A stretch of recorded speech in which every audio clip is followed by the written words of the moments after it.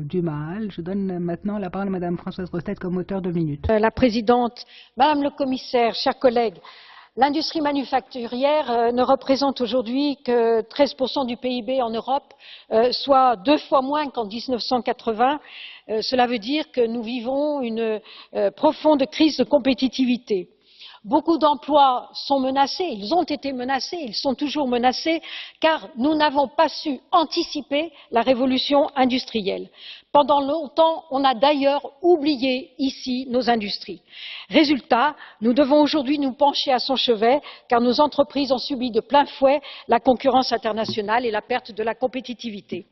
Le renouveau de l'industrie européenne, c'est une priorité car elle contribue largement à la recherche et au développement. Sans industrie, il n'y a pas d'innovation et il n'y a pas de croissance.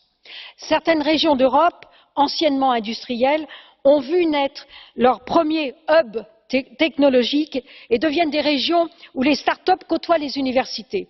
Ce nouveau souffle, c'est l'espoir d'un redéveloppement de l'emploi et d'une nouvelle attractivité pour les investisseurs.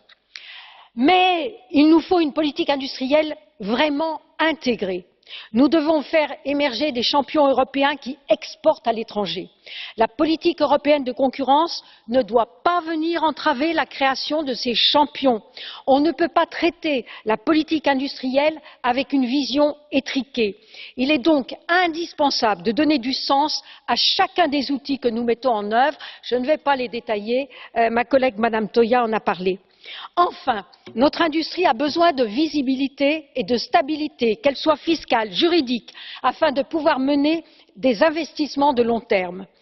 Nous devons aussi pour cela former nos jeunes générations aux métiers de demain et en particulier dans le numérique. Ce sera la condition sine qua non de l'avenir de l'industrie européenne. Je vous remercie.